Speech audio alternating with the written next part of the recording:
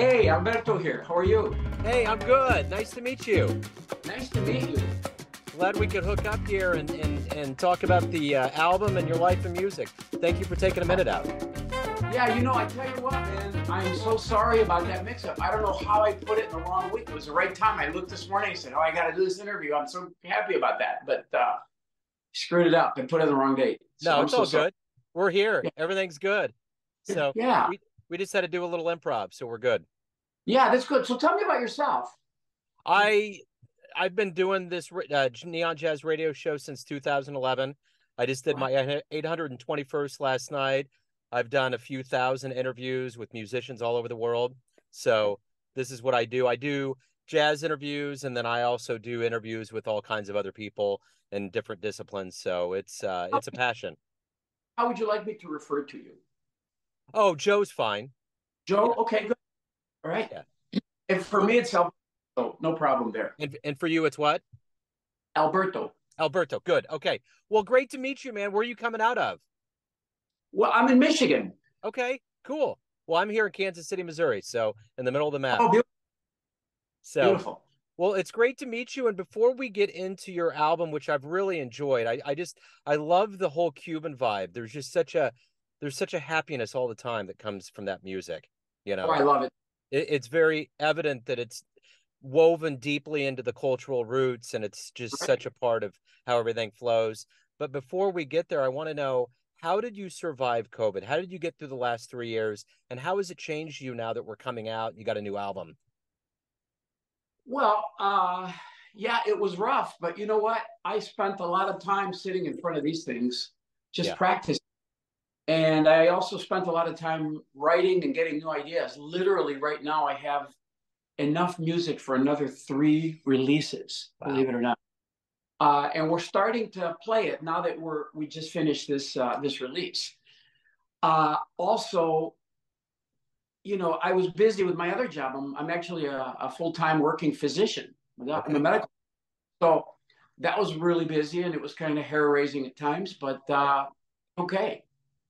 Wow, what a great story. What a great way to set everything up. So the latest album, Unidad, is a wonderful listen. How did this come about? Was this a pandemic album? Well, you know what? The very first tune on this release is called Kintsugi, which is a Japanese art. And right at the beginning of the pandemic, all of us talked at times between sets at gigs and between ourselves about how upset we were that the U.S. and the world were so fragmented, and what could we do musically to bring it together. And I was looking through some stuff. I'm a kind of a compulsive reader about everything, and I read about this art in Japan called kintsugi, where if you take a bowl or a cup, something useful, and you drop it, you break it, let's say, instead of throwing it out like we normally would do in the States, you put it together and you take the pieces and you use rice, water, and gold as the glue to hold the pieces together. So what you have is a finished product that looks like a bowl or a cup with veins, with gold veins. But what that does is in Japan, it exponentially increases its value because it's something that you brought back together from uselessness Yeah. into use again. So there's this sense of how do we bring things together? And really, I happen to think that music and the arts are the kintsugi that will bring us together. But we just Yeah. have to keep hammering away at the people who don't listen or don't pay attention to this world.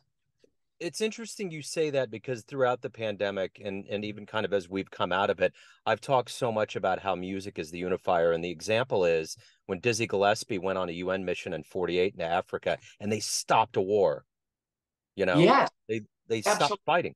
You know what I'm saying? And then you think about the Bob Dylan moments when we were on that apex of the counterculture and coming through a war and all these things, how these voices were really central to people feeling emboldened and ready to make humanity better. Oh, wait, my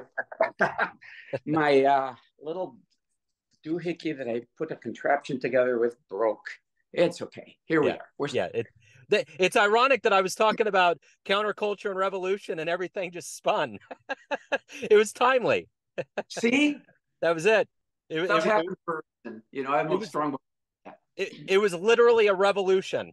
Um, so Look, yeah, exactly. So, that's interesting. So talk to me a little bit about what you're hoping the listener gets from this album. well, first of all, I want them to hear the album or the CD in this case, and there are some LPs coming out. It's just taking a really long time to get those done. I want somebody to get a sense of cohesiveness, how each rhythm is different than the other, but underneath all that, there's still a unity of rhythm and of idiom and of, and for us, the message is let's work together, let's talk, let's have dialogue. I hate it when you're talking to somebody and you can tell by looking at them that they're not even listening, that they're formulating their retort to whatever it is you're going to say or express. And happens, it's very disappointing because I try very hard to listen, even to people I don't agree with, and think, where are they coming from? And why are they thinking this? And how can I absorb what they're saying and understand what they're saying so that then I can give them an intelligent reply. An intelligent reply would imply to me that I really listened to what their concerns are and why they're feeling that way. And we don't always get that anymore. Yeah, yeah, totally. And with everything being so divided, there's this fear of some level of irrational retaliation and things like that. It's like there just can't be a discourse that celebrates the differences that we all have. So yeah, well, discourse, doing discurso, that's what that means. And I put that in there for a reason. yeah, Everything, the order that I have it in, the types of tunes that I have, they're all.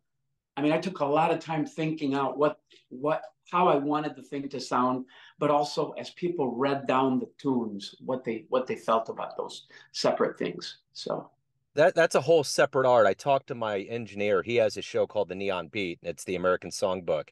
And we talk about how every time we walk into the studio together, we have a canvas. And as much as people may not understand even the flow of an album or even songs you pick for a radio show, all have this sequence that fits into a theme. So it's interesting. absolutely. And I did a radio show for 10 years at radio station WEMU in Ypsilanti, Michigan, which is just outside of Ann Arbor. Yeah. Beautiful little town, and great radio station, very jazz oriented. And they approached me and said, "Hey, you know a lot about Cuban music. You've been there many times. How about you do a radio show?" And I did a radio show, and it was called Cuban Fantasy. That tune that by Bryant that it was played by Chito and many others. And I loved doing that show because I would get a lot of listeners and a lot of people calling and asking questions about the music. And that's all I was trying to do, is just to expose something that they had probably never been exposed to. Yeah. Yeah, for sure. So let's go to your roots. You got a very interesting mix as a musician and a physician. So talk to me a little bit about where you were born and raised and how those two things became your id, ego, superego. Well, interestingly enough, I was born in Mexico, in the southwest part of Mexico, in a state called Oaxaca, which, if you read anything about Oaxaca, it's a very indigenous, like pre-Maya culture. I mean, before the Mayas and the Incas and all those people, this is a very old culture, the Zapotecs. Now, I'm not Zapotec, but I was raised in this culture. And one of the musics that they had were very tribal sounding flute and drum kind of musics. And I was always enthralled by the magical sound of those two instruments. And then I started listening around, and there was a lot of stuff that they called in Mexico tropical music, quote unquote, which was really a guise for Cuban music. They played mambos, they played cha-cha-chas, and they played danzones, a lot of danzones in this part of the world. So I got really, really, I fell in love with that sound and that music and the feeling that I got listening to it and remembering that since childhood. So I didn't actually start to really play until I got in my teens. And then we moved to the U.S. and we moved to Detroit, which is a very heavy duty jazz city. Uh, but there wasn't a lot of drummers. There were a few, and there was a couple of people, specifically a guy named Jimmy Stephenson, who has passed away, God rest his soul, who became friends, and I started playing, learning from him and learning from his salsa band. So literally, I had to learn from somebody who wasn't even Cuban or Latin American. So then as my playing progressed, based on what I learned from Jimmy, I started looking around to see who else plays. So of course, Mongo Santa Maria, Armando Peraza, Francisco Aguabella, Patato, all my heroes, you know, all the guys that were serious business. And I didn't even know about Chano Pozo. Forget that. I didn't know anything about him at that time. But as I started learning from it, and I actually became good friends with Armando when I was 18 years old. I went to a Santana concert and then stood around backstage until he came out, and then just approached him and we started talking, and he asked me to come back the following night to see the next show, because those were the days when they would come and do 3 or 4 shows, you know, 3 or 4 nights in Detroit. So we became friends, and over the years we would. I even would stay in his house in San Francisco, and it was a pretty amazing friendship. And you know, he passed away in 2014. I sure miss him, because this was a guy who was so full of wisdom. Yeah. But that being said, I learned a lot from him, not only about the music, not only about, you know, hand positions, but that was the least important of the things. The thing is, what were you trying to convey when you played? That was the thing that I always got from him. He always told me, your job is to get that person who's out there listening to want to dance, to want to move. And, you know, he certainly did that with Santana for all those years. And before that with George Shearing and with everybody else that he played with. But I right away learned, how do I express my feelings through this instrument? Yeah. Yeah. And that's wonderful. And it went into, you know, I got accepted to medical school.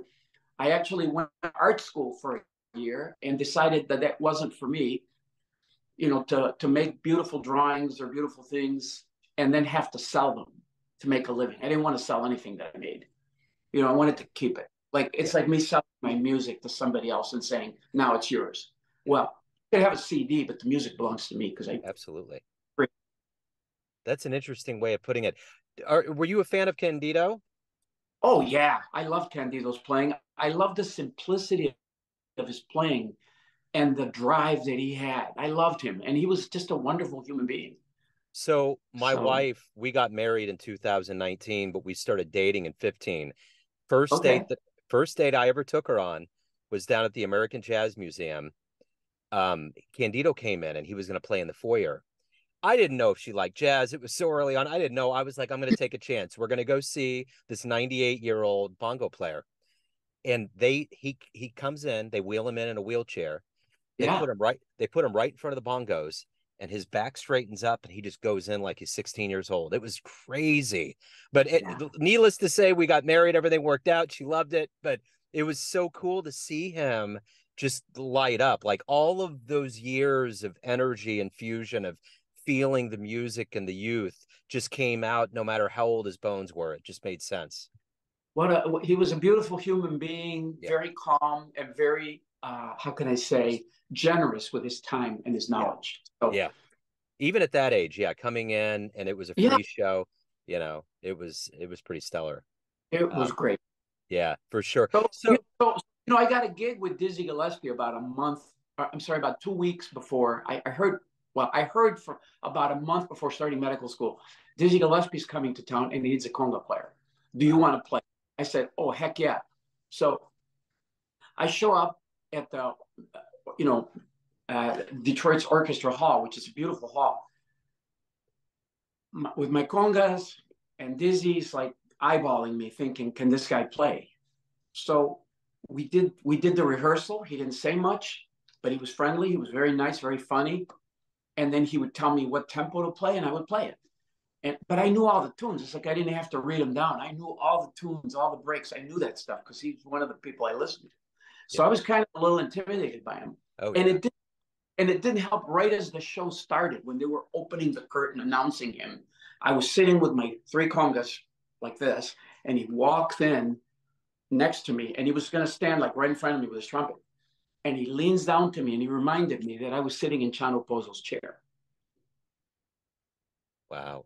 He Wow. says, hey, so remember, you're sitting in Chano Pozo's chair. And I went, so, but I Wow. played okay. At the end of the night, he says, Alberto, we're going to Asia, man, for a month. Do you want to go with us?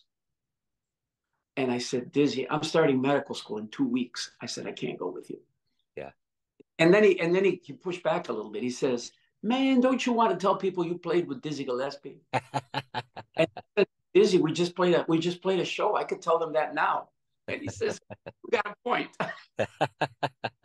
I've always heard nothing but great things about him as a human. Beautiful soul, man, and could play like no tomorrow, and bend Yeah. notes all the ways, and just Yeah. amazing.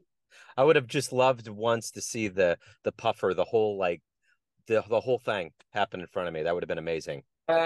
It's pretty amazing how that happens, how those muscles or how that skin stretches out. But Yeah. he did it. I saw that hundreds of times, so it was kind of cool.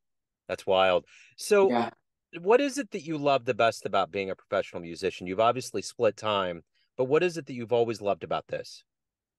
I love the camaraderie. I love being able to express what I feel and what the musicians feel.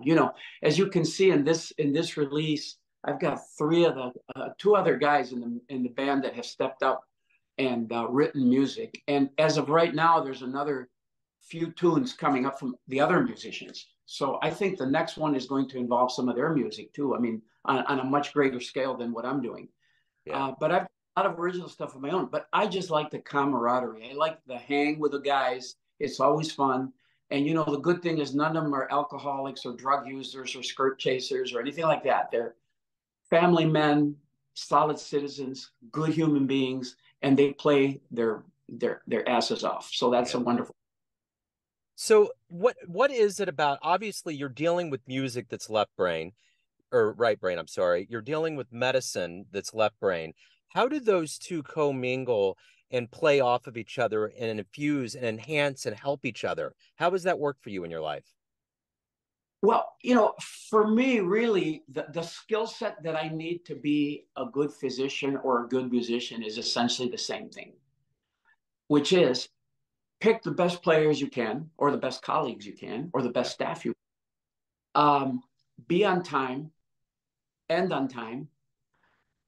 Don't, be thoughtful of others. So when I write music, I'm literally thinking of my musical partners. I'm thinking, how would Russ sound when he played this on the saxophone or flute?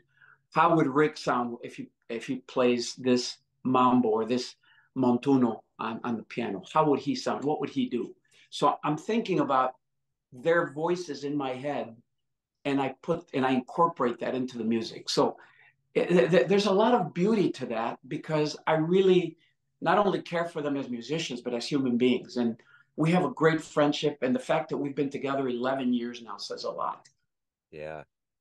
So as a curious, learned man, what's the best advice you've ever gotten? Oh, it's exactly the same thing that we started. Listen well. I had somebody once tell me, you know, you have two ears and one mouth for a reason. That's right. And I said, well, that makes sense. It is true. So true.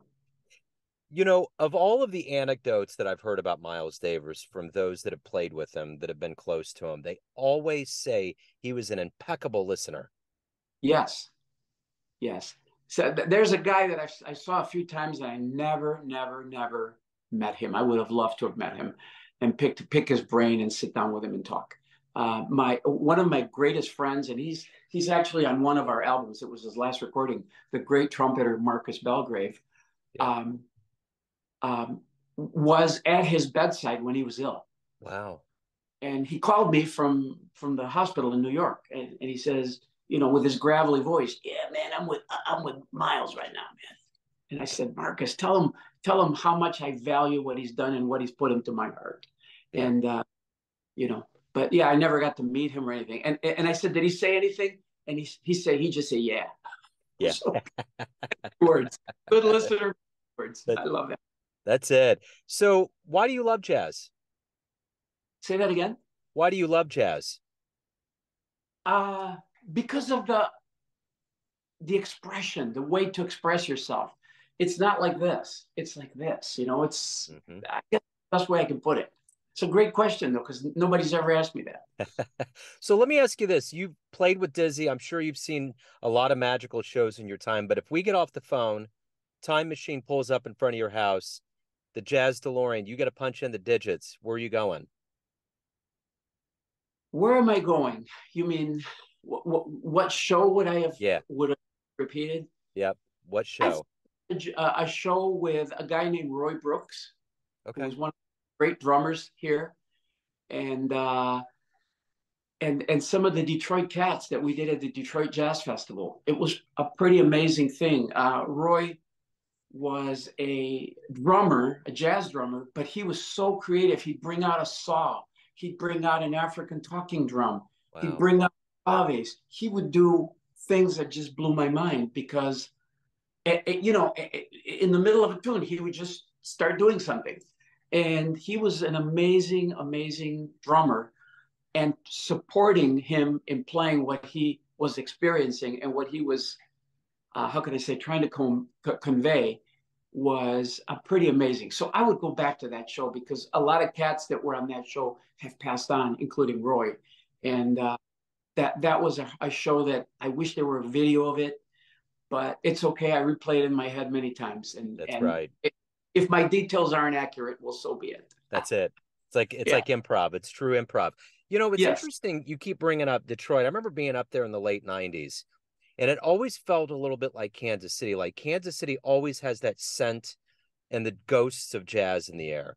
And it Yeah. almost seems like Detroit always had that Motown kind of the soul music. There was just this kind of thing that hung in the air, and they're always building it back up. And I think Detroit's been kind of built back up, hasn't it? Been kind of urban revitalization. Yeah, it's beautiful downtown. It's a nice place to live. The jazz scene is scorching here, and I'm telling you, there's so many young musicians up and coming that are going to be world famous. They're just so good. The one thing I like about Detroit is there's been this sort of uh, pass it on kind of mentality, i.e., you know, all the masters that are in their 70s and 80s right now are all teaching now their third generation downstream Yeah. uh, play to express themselves through this craft called jazz. And they're very, how can I say, unselfish is probably a good word Yeah. about, you know, and showing people technique and thoughtful ideas of how to express themselves. So it's a great place. You know, and we've got some great jazz programs in the area. We've got, you know, Wayne State University, Michigan State, U of M, they have world-class jazz programs. So I'm really, really happy that we have that milieu of wonderfulness around us. You know, it's interesting because, you know, Bobby Watson's done the same thing at Kansas City. He's ushered in as a Yeah. teacher waves of people that have taken over the scene here in Kansas City and have moved on, you know. One of the younger cats that came out, one of the first ones, his name was Herman Hari. He's a trumpet player, and he's moved on to Paris, but he came back for a show right after we won the Super Bowl. And man, the Uh, electricity in that room, I mean, it was packed, and it was all the yeah. musicians and all the cats and all the people that love it. It's like when you can see that, but I knew it was Bobby. It was him that brought that love. But it is. That's the thing that I think I love the best about the jazz community that I didn't Yeah. know before I started covering it as a journalist. They are the most humble and grounded people. And the higher up you go, the nicer they are. And they do. It's like there's this eternal feeling of passing that flame on. Keep that Yes. fire going, pass it on. And we all say the same thing after the gig. We wonder, and how is it that we showed up tired from our day and we're leaving here so energized, Yeah. feeling so happy, humming some of the tunes that we've played 300 times, but we're humming them. I said, Mm-hmm. wow, I don't know, but that's a good thing because I feel the same way. Yeah. So, It's the good natural sugar. um, yeah, so everyone out there has a perception of you, family, friends, fans, patients, yeah, colleagues, but you yeah. run the show. What's your perception of you? Who do you think you are? Well, first of all, I like to think that I'm very flexible in my own way, but I still have a direction. and I want to try and keep going in that direction. For me, the direction is to blend the best in Cuban and Latin music, other Latin music. I mean, we occasionally play a bossa nova or something like that, but the crux of what we do is Cuban music with jazz. And I tell the guys all the time, if I wanted a salsa band, I would hire different guys, because you guys are not salsa players, and I don't want a lot of salsa bands. I said I want a Latin jazz band. I want to hear what you guys do with your jazz upbringing, with this new color that I'm throwing into the palette of what we do. Yeah. So if anyone wants to pick up the new album, learn about shows, anything about your world, where can they go? They can go to our website right now. I mean, I've got a gentleman in New York right now who's going to be putting us on every sort of platform very soon. I think probably in the next couple of weeks that's going to happen. And but right now you can find us at aguankó.com. You just use the name of the band.com, and you'll see when the shows that are coming up. You'll see some photos of us. You'll see a little history of us, and you can purchase all of the CDs that we have. We have 5, and I think hopefully in the next 5 years we'll have another 3, because we're going to be doing a big band. This is the last one, Unidad, or Unity. Yep, that's the one. For that, we did pattern recognition. And pattern recognition got as far as the top 56 for Grammy voting, which I was like, wow, I can't believe that happened. Invisible before that. And this is Marcus Belgrave's last recording. And we have the wonderful Cuban singer that plays with Cubanismo and Afro-Cuban All-Stars, Alberto Pino, singing on this on one tune. And then we did a Christmas show. I had the idea to put together Christmas music with Latin jazz. Oh, right on. And we do pretty well with this. It's amazing how many we sell around Christmas. People give them away for gifts. And then the very first one we did was Elemental. So here they are. Okay. Yeah, man. That's perfect. I was just thinking a really good album cover for you at some point would be that metaphor for the Japanese bowl, but it's your hands with kind of the creases, but little gold things in it, kind of forming a bowl over the top of the drum kit. It'd be kind of cool, The guy that used to publicize this to all the radio stations, Dr. Jazz, who passed away a year ago. Yeah, I remember the name. Was a great guy, great friend. He told me in his inimitable manner, you ought to do an album about with medical titles, like It Hurts When I Do This, and like he gave me a list of titles. I cracked up, and he kept telling me I should do that, and I said, no, man, it's going to be kind of cheesy. But 1 or 2 tunes. I did write a tune on the last album, not this current one, but the one before that, called Doctor's Orders. Yeah. And so when we played it, the first time we played it, I announced it. This is called Doctor's Orders for obvious reasons. And, I hope you enjoy it. It's a mambo. And we launched into it. At the end of the show, a lady came up to me and said, what do you mean for obvious reasons when you played that tune, Doctor's Orders? I said, well, because I'm a doctor. And she said, yeah, right. And she turned and left. That's awesome. I didn't have a white coat on or the stethoscope. It's pretty funny. Yeah, right. That's pretty cool, man. Does it feel good to have that alter ego? You know what? I'm one and the same. Yeah, I get it. I get patients that tell me, man, you make my belly sound good when you're tapping it. I never heard anybody make so much sound out of that. That's what you do. Alberto, this has been great, man. Thank you so much for opening up. Best of luck with everything. I appreciate it. Thank you so much for inviting me, and thank you for all you do. I appreciate you. Yes, sir.